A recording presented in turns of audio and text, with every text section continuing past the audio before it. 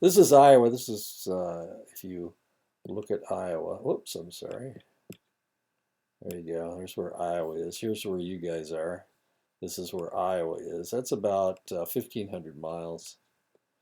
It takes me 2 days to get from here to here to here. It's about 1,500 miles. I have to stop somewhere in Oklahoma usually to get there.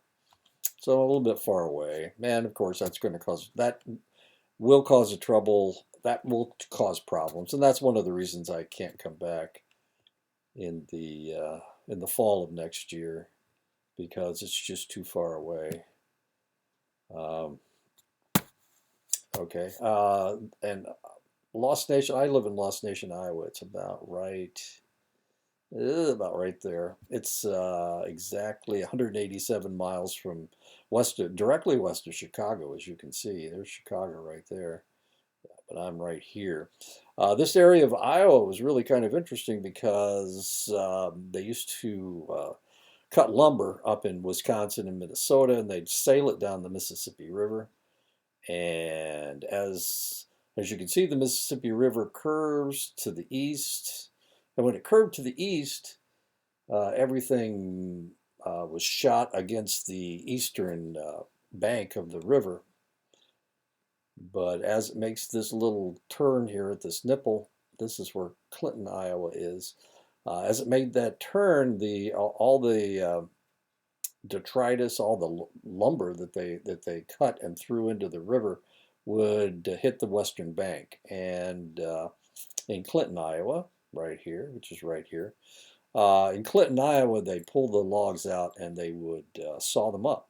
So that was one of the ways that they harvested lumber from Wisconsin and Minnesota in the huge forests of Wisconsin and Minnesota. They would actually saw them up in Clinton, Iowa.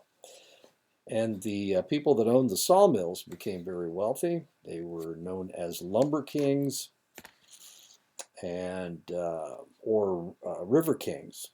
And what happened was, if you go to Clinton, Iowa today, they have a baseball team called the Lumber Kings.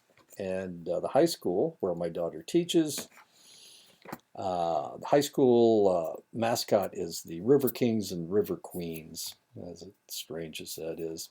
Anyway, that's Iowa. Uh, I was going to show you what the lumber looked like coming down the river, but the Mississippi doesn't really flow that fast, unless, of course, there's a flood somewhere.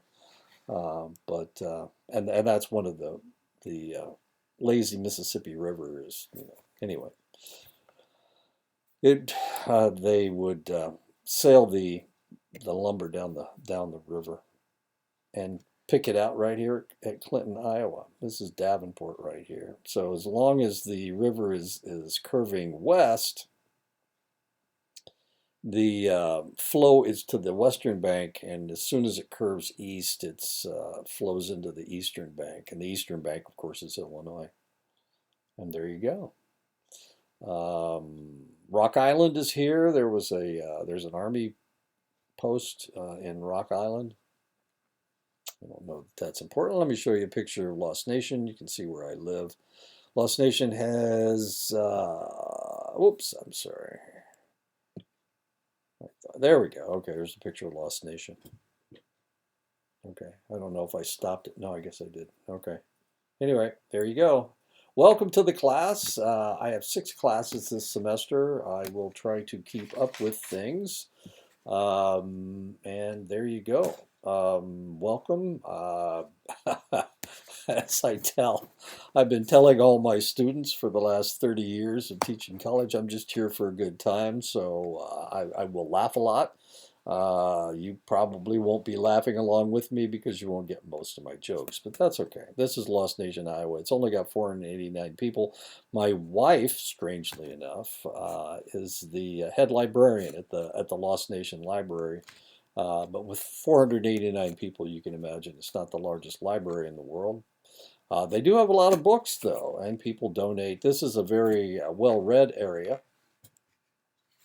So there are a lot of people reading a lot of stuff, and they donate their used books to the library. So the place is pretty full, and that's probably what I will do when I retire is help my wife with the library. So there you go, Lost Nation, Iowa. Let's see if I can bring myself back.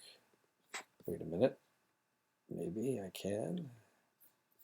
So you can see my face again. There we go. Okay. Anyway, there you go. Welcome. If you need anything, just call me. Uh, I was in the military for 12 years. My wife was in for 24. That's where we met. I already told you that. We moved 17 times in 35 years. I have two children. My daughter teaches high school. She teaches high school science classes. What else does she teach?